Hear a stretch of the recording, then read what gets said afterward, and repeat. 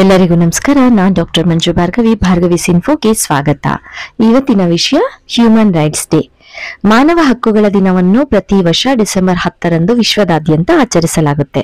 ಈ ದಿನವನ್ನ ಆಚರಿಸುವ ಉದ್ದೇಶ ಪ್ರತಿಯೊಬ್ಬ ಮನುಷ್ಯನಿಗೂ ಅವನ ಜನ್ಮಸಿದ್ಧ ಹಕ್ಕುಗಳ ಅರಿವು ಮೂಡಿಸುವುದು, ಅವುಗಳನ್ನು ಕಾಪಾಡುವುದು ಮತ್ತು ಗೌರವಿಸುವುದು. ಮಾನವ ಹಕ್ಕುಗಳು ಅಂದ್ರೆ ಪ್ರತಿ ವ್ಯಕ್ತಿಗೂ ಅವನ ಜನ್ಮದಿಂದಲೇ ಸಿಕ್ಕಿರುವ ಸಮಾನತೆ, ಸ್ವಾತಂತ್ರ್ಯ, ಸುರಕ್ಷತೆ, ಗೌರವ ಮತ್ತು ನ್ಯಾಯದ ಹಕ್ಕುಗಳು. ಇವು ಮಾನವನ ಮಾನವೀಯತೆಯ ಮೂಲ ಆಧಾರಗಳಾಗಿವೆ. ಜಾತಿ, ಧರ್ಮ, ಲಿಂಗ, ಭಾಷೆ, ಬಣ್ಣ, ಆರ್ಥಿಕ ಸ್ಥಿತಿ ಅಥವಾ ರಾಜಕೀಯ ನಂಬಿಕೆಗಳ ಆಧಾರದ ಮೇಲೆ ಯಾರನ್ನೂ ಬೇರ್ಪಡಿಸಬಾರದು ಎಂಬುದು ಮಾನವ ಹಕ್ಕುಗಳ ಮೂಲ ತತ್ವವಾಗಿದೆ. ಮಾನವ ಹಕ್ಕುಗಳ ದಿನದ ಇತಿಹಾಸವನ್ನು 1948ರಿಂದ ಆರಂಭಿಸಲಾಗಿತ್ತು. ದ್ವಿತೀಯ ವಿಶ್ವಯುದ್ಧದ ಭೀಕರ ಅನುಭವದ ನಂತರ ವಿಶ್ವದ ರಾಷ್ಟ್ರಗಳು ಭವಿಷ್ಯದಲ್ಲಿ ಇಂತಹ ಹಿಂಸಾಚಾರ ಮತ್ತು ಅನ್ಯಾಯ ಮರುಕಳಿಸದಂತೆ ಒಂದು ಸಮಗ್ರ ಮಾರ್ಗಸೂಚಿಯನ್ನು ರೂಪಿಸುವ ಅಗತ್ಯವಿದೆ ಎಂದು ಭಾವಿಸಿದರು. ಇದರ ಫಲವಾಗಿ ಡಿಸೆಂಬರ್ 10, 1948ರಂದು ವಿಶ್ವಸಂಸ್ಥೆಯ ಸಾಮಾನ್ಯ ಸಭೆಯಲ್ಲಿ ಮಾನವ ಹಕ್ಕುಗಳ ವಿಶ್ವ ಘೋಷಣೆ ಅನ್ನು ಅಂಗೀಕರಿಸಲಾಯಿತು, ಅಂದ್ರೆ universal declaration of human rights.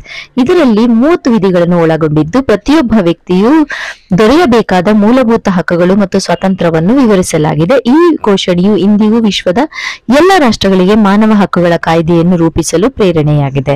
ಭಾರತದಲ್ಲಿ ಮಾನವ ಹಕ್ಕುಗಳನ್ನು ಸಂವಿಧಾನವು ವಿಶೇಷ ಸ್ಥಾನವನ್ನು ನೀಡಿದೆ.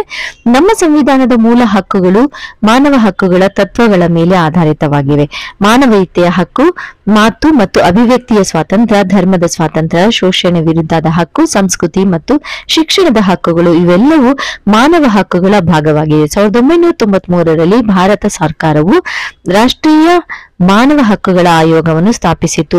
ಇದು ದೇಶದಲ್ಲಿ ಮಾನವ ಹಕ್ಕುಗಳನ್ನು ರಕ್ಷಿಸಲು ಮತ್ತು ಉತ್ತೇಜಿಸುವ ಪ್ರಮುಖ ಸಂಸ್ಥೆಯಾಗಿದೆ. ಮಾನವ ಹಕ್ಕುಗಳ ದಿನವು ಕೇವಲ ಕಾನೂನು ಮತ್ತು ನಿಯಮಗಳ ವಿಶೇಷವಲ್ಲ, ಅದು ಮಾನವೀಯ ಮೌಲ್ಯಗಳ ಆಚರಣೆಯ ದಿನವೂ ಆಗಿದೆ. ಈ ದಿನದಂದು ಶಾಲೆಗಳು, ಕಾಲೇಜುಗಳು, ಸರ್ಕಾರಿ ಮತ್ತು ಖಾಸಗಿ ಸಂಸ್ಥೆಗಳು ಜಾಗೃತಿ ಕಾರ್ಯಕ್ರಮಗಳನ್ನು ಆಯೋಜಿಸುತ್ತವೆ.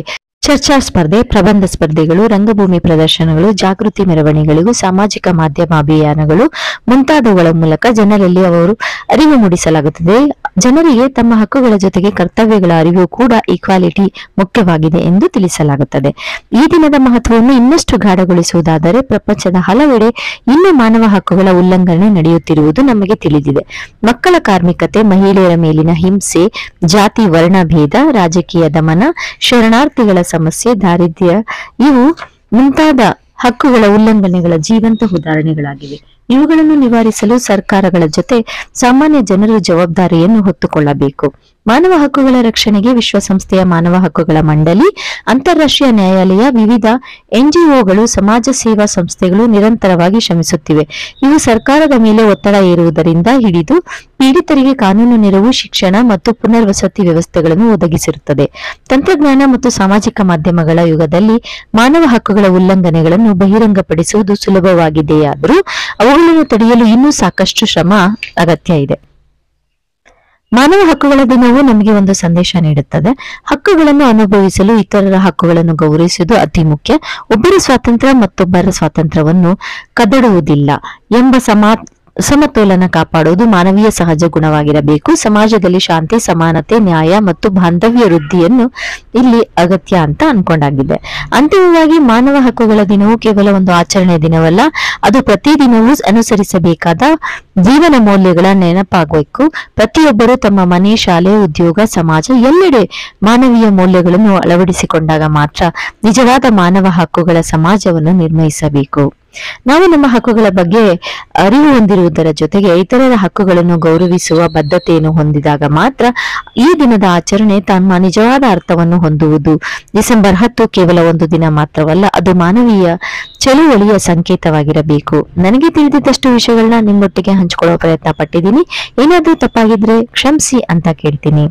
ಹಾಗೆ ಈ ವಿಡಿಯೋ ನಿಮ್ಗೆ ಇಷ್ಟ ಆಗಿದ್ರೆ ಖಂಡಿತವಾಗಿಯೂ ಲೈಕ್ ಮಾಡಿ, ಕಾಮೆಂಟ್ ಮಾಡಿ, ಶೇರ್ ಮಾಡಿ, ಸಬ್ಸ್ಕ್ರೈಬ್ ಮಾಡೋದನ್ನ ಮರಿಬೇಡಿ. ಧನ್ಯವಾದಗಳು.